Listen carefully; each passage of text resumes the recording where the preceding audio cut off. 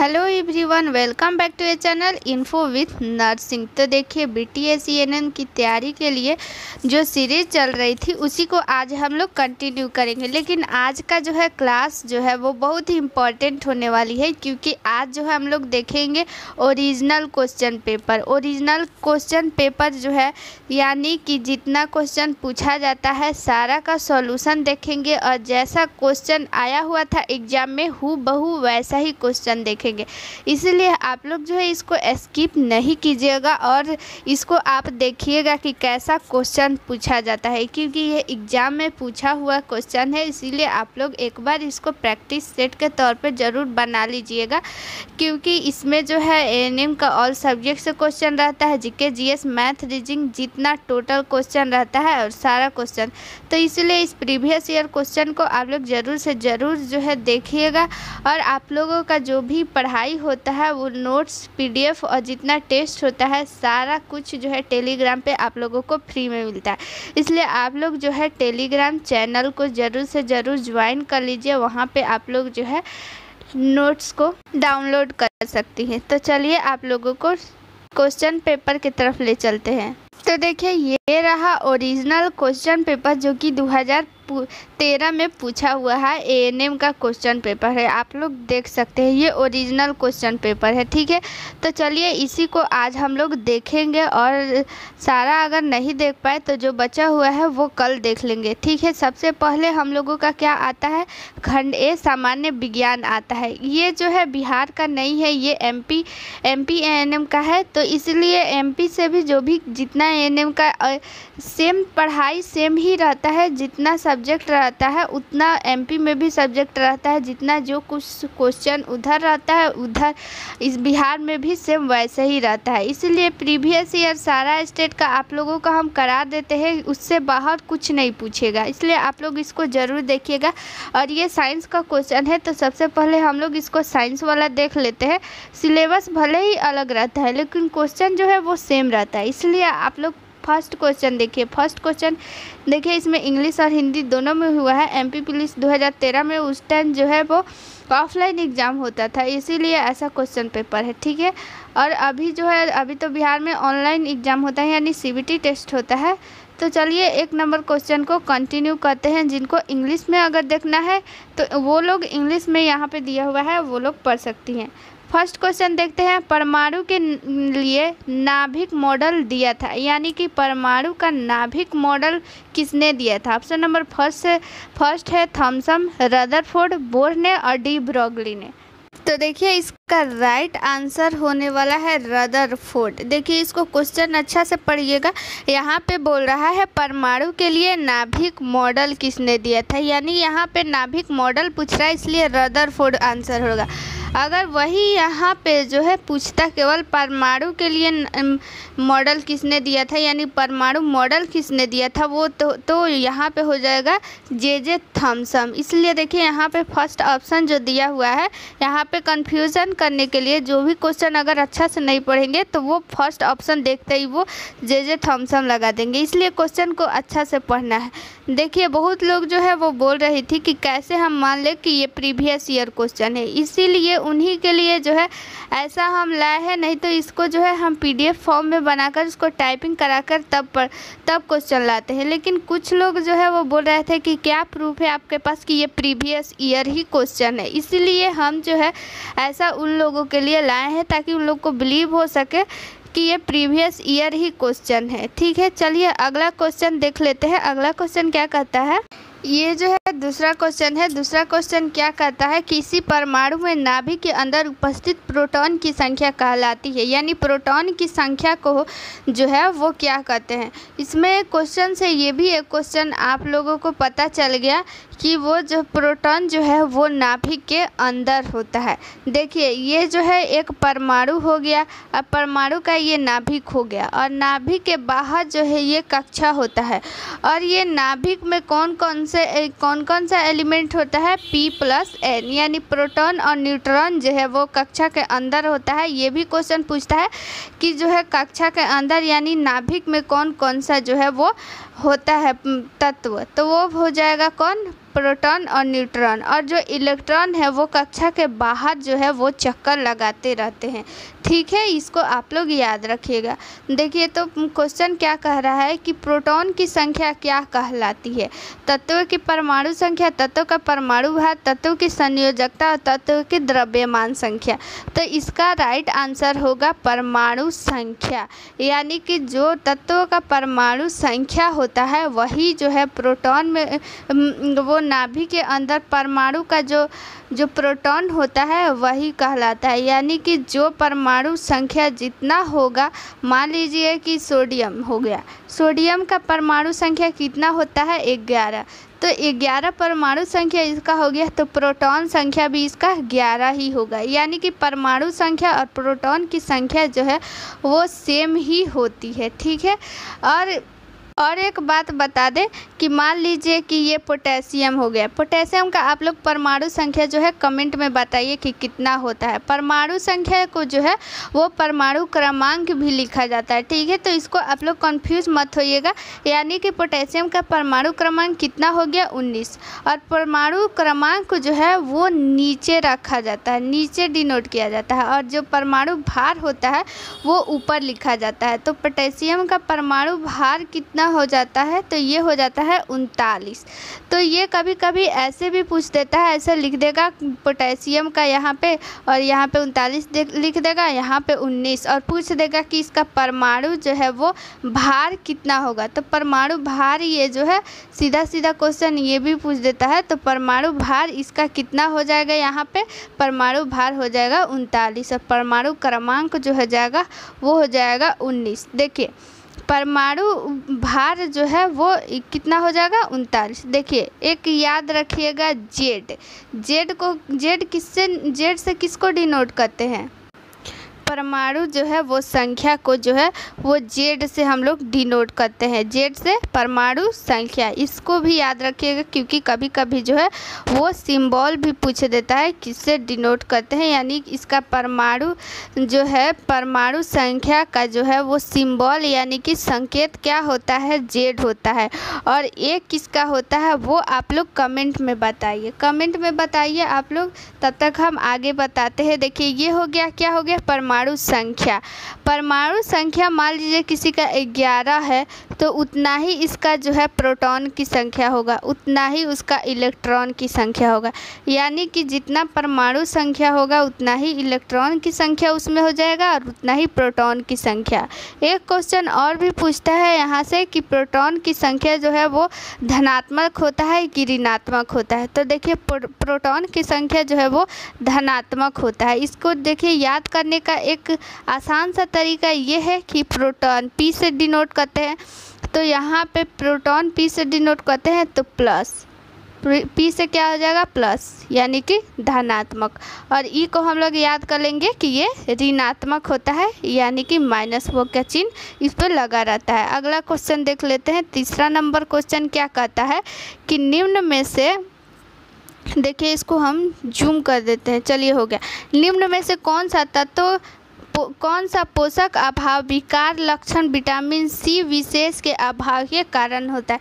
यानी इसका सीधा कहने का मतलब ये है कि विटामिन सी की कमी से इसमें से कौन सा लक्षण है जो वो उत्पन्न हो जाता है?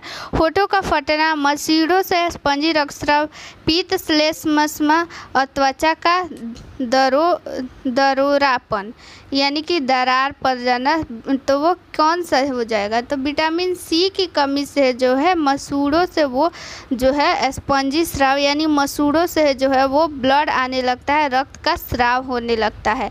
और होठ का फटना, त्वचा का दरारेपन, ये सब जो है विटामिन ए के कमी से होता है। विटामिन ए के कमी से नेत्र रोग भी होता है, और त्वचा का जो स्किन डिजीज भी जो है वो विटामिन ए की कमी से ही होता है।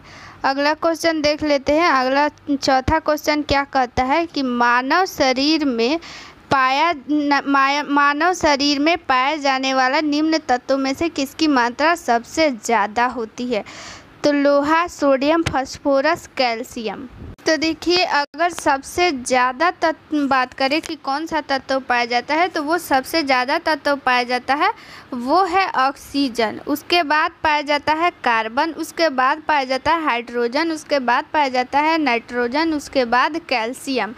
तो अगर ऑप्शन के हिसाब से देखें, अगर ऑप्शन के अकॉर्डिंग देखें तो इसका राइट आंसर हो जाएगा calcium. Option number D right answer हो जाएगा। इसका आप लोग क्रम भी याद रखिएगा कि कभी कभी पूछ देगा सबसे ज़्यादा, तो सबसे ज़्यादा वो हो जाएगा ऑक्सीजन, उसके बाद कार्बन, उसके बाद हाइड्रोजन, उसके बाद नाइट्रोजन, उसके बाद से हो जाएगा कैल्शियम। उसके बाद अगला क्वेश्चन क्या कहता है, देखिए कुष्ठ रोग का कारण क्या है, यानी कुष्ठ रोग किस कारण से होता है, विषाणु, जीवाणु, माइकोप्लाज्म, प्रोटोजोआ। तो इसका राइट आंसर क्या हो जाएगा, बैक्टीरिया, यानी बैक्टीरिया के कारण जो है वो कुष्ठ रोग होता है। कुष्ठ रोग को जो है इंग्लिश में जो है वो लेप्रोसी भी कहते हैं। यहाँ पे देख लीजिए, हिंदी में भी कभी कभी लेप्रोसी ही लिख देता है, इसलिए आप लोग इसको भी याद रखिएगा कि इस कुष्ठ रोग को लेप्रोसी भी कहते हैं। कभी कभी इसका नाम जो है वो कोढ़ भी लिख देता है कि कोढ़ मान लीजिए किस कारण से होता है, तो बैक्टीरिया के कारण से होता है। अगर बात करें किस बैक्टीरिया के कारण होता है, तो माइकोबैक्टीरियम लेप्री, माइक्रोबैक्टीरियम लेप्री। देखिए इंग्लिश में इसको लेप्रोसी कहते हैं, तो इसके बैक्टीरिया में भी लेप्री जो है वो नाम छिपा हुआ है। तो आप लोग सिर्फ अगर लेप्री भी याद रखते हैं तो वो जो है आप लोग अगर ऑप्शन में देखिएगा तो वो टिक कर लीजिएगा, क्योंकि ऑप्शन में जो है सिर्फ यही एक ऑप्शन रहेगा जिसमें लेप्री लगा हुआ रहता है। अगर क्वेश्चन ये भी पूछ दे अगर कि कुष्ठ रोग से जो है वो कौन सा अंग प्रभावित होता है, तो आप लोग बोलिएगा तंत्रिका तंत्र या फिर त्वचा, दोनों प्रभावित होता है। तंत्रिका तंत्र, त्वचा, तंत्रिका तंत्र, त्वचा, ये आप लोग याद रखिएगा। क्वेश्चन ये भी आ सकता है। देखिए अगला क्वेश्चन कहता है प्रशीतन खाद्य परीक्षण में मदद करता है। प्रशीतन मतलब यहाँ पे देखिए हिंदी वर्ड लिखा हुआ है, प्रशीतन मतलब रेफ्रिजरेटर, यानी कि इसको फ्रीज, यानी फ्रीज जो हम लोग घर में रहता है उसी को लिख रहा है प्रशीतन, यानी रेफ्रिजरेटर, यानी रेफ्रिजरेटर जो है यानी प्रशीतन जो है वो खाद्य को जो है परीक्षण यानी संरक्षण यानी सुरक्षित कैसे रख पाता है। यानी कि मान लीजिए उतना दिन तक उसमें खाना रह जाने के बावजूद भी जो है वो खराब क्यों नहीं होता है, किस कारण से, जीवाणुओं को नष्ट करके जैव रासायनिक अभिक्रियाओं के दर को कम करके, एंजाइम क्रिया नष्ट करके, खाद्य पदार्थ को बर्फ़ की परत से ढक करके। तो देखिए इसका आप लोग राइट आंसर जो है वो कमेंट बॉक्स में बताइए, कमेंट अभी कीजिए। देखिए हम बता देते हैं, इसका राइट आंसर हो जाएगा जीवाणुओं को जो है वो नष्ट करके। देखिए जीवाणु को जो है वो नष्ट कर देता है। आप लोग जो है आंसर यही दिए हुए हैं, लेकिन इसका आंसर ये नहीं है, जीवाणु को नष्ट नहीं करता है बल्कि जैव रासायनिक अभिक्रिया जो होता है उसमें उसका दर जो है वो कम कर देता है। यानी कि जो है उसमें जो है ठंडक के कारण, उसमें ठंड के कारण, बर्फ़ के कारण जो है उसमें जीवाणुओं को जो क्रिया होती है वो धीमे कर देती है, जिसके कारण जो है जीवाणु जो उसमें होता है यानी बैक्टीरिया जो होता है उनकी जो है गुणन जो है यानी कि उनकी वृद्धि दर जो है बहुत ही कम हो जाती है, जिसके कारण खाना जो है ज़्यादा से ज़्यादा दिन तक उसमें रह पाता है। अगला क्वेश्चन देख लेते हैं। 7 नंबर क्वेश्चन क्या कहता है कि निम्न में से कौन सी गैस जो है प्रकाश संश्लेषण के लिए आवश्यक है, carbon monoxide, carbon dioxide, nitrogen और ऑक्सीजन। तो इसका राइट आंसर क्या हो जाएगा कि इसका राइट आंसर हो जाएगा कार्बन डाइऑक्साइड, यानी जब वो खाना बनाता है तो उस समय जो है वो कार्बन डाइऑक्साइड गैस जो है वो अंदर लेता है। इसीलिए देखिए रात को पेड़ के नीचे क्यों नहीं सोना चाहिए, इसका देखिए आप लोग को कारण बताते हैं। क्योंकि पेड़ पौधा जो है वो सनलाइट से दिन में जो है वो लेकर कार्बन डाइऑक्साइड लेकर खाना बनाता है, और सनलाइट से जब वो खाना बनाता है तो प्रकाश संश्लेषण की क्रिया करता है, तभी वो खाना बनाएगा। और प्रकाश संश्लेषण की क्रिया जब वो करता है तो कार्बन डाइऑक्साइड जो है वो अंदर लेता है, और CO और जो O2 है यानी ऑक्सीजन जो है वो बाहर निकालता है। लेकिन अगर बात करते हैं कि रात के टाइम, तो रात के टाइम वो खाना नहीं बनाता है, यानी प्रकाश संश्लेषण की क्रिया जो है वो नहीं करता है, जिसके कारण वो केवल श्वसन लेता है। और श्वसन में जो है जैसे मनुष्य कार्बन डाइऑक्साइड बाहर छोड़ते हैं और O2 ग्रहण करते हैं, पेड़ पौधा भी सेम वैसे ही करते हैं। लेकिन दिन में पेड़ पौधा जो है वो खाना बनाते हैं, जिसके कारण से जो है वो CO2 मुक्त करते हैं। लेकिन दिन में खाना नहीं बनाने के कारण वो भी मनुष्य की तरह ही कार्बन डाइऑक्साइड छोड़ते हैं। इसीलिए जो है रात के नीचे जो है वो पेड़ के नीचे नहीं सोना चाहिए, क्योंकि उस टाइम जो है ऑक्सीजन की वहाँ पे कमी हो जाती है। देखिए अगला क्वेश्चन क्या कहता है कि शारीरिक प्रक्रम में थ्रम्बिन का संबंध है, उत्सर्जन, प्रजनन, रक्त जमाव, वृद्धि। तो इसका राइट आंसर क्या हो जाएगा? राइट आंसर हो जाएगा रक्त जमाव। रक्त जमाव में जो है ये थ्रम्बिन क्या है? एक प्रकार की प्रोटीन है जो कि ब्लड में पाया जाता है। इसी थ्रम्बिन के कारण जो है वो रक्त का जमाव हो पाता है। जैसे ही कहीं जो है उंगली में जो है वो कट का निशान लग जाता है, वहाँ से जो है वो ब्लड स्रावित होने लगता है। तो ये थ्रम्बिन जो है रक्त जैसे ही बाहर निकलता है तो वायु के संपर्क में आकर जो है एक जालीनुमा संरचना वहाँ बना देता है, जिसके कारण से वो ब्लड जो है वो वहाँ पे जम जाता है, बाहर नहीं निकल पाता है, जिसके कारण जो है ये हमारे शरीर में रक्त के बाहर जो है नहीं निकालने में मदद करता है, यानी कि रक्त को जमा देता है। ये ऐसे ही हमारी जो है वो मदद करता है। अगला क्वेश्चन देख लेते हैं कि घड़ी की सेकंड की सुई का कोणीय वेग कितना होता है। तो इसका जो है घड़ी की सेकंड की सुई का कोणीय वेग कितना हो जाएगा, आप लोग ऑप्शन पढ़िए और इसको बनाइए और फिर आंसर दीजिए कमेंट बॉक्स में। तो इसका राइट आंसर क्या हो जाएगा? 60 जो है रेडियन पर सेकेंड, क्योंकि घड़ी की सेकंड की सुई जो है वो एक राउंड में जो है 60 जो है बार जो है 1 मिनट में जो है 60 सेकेंड हो जाता है, तो 60 रेडियन पर सेकेंड हो जाएगा।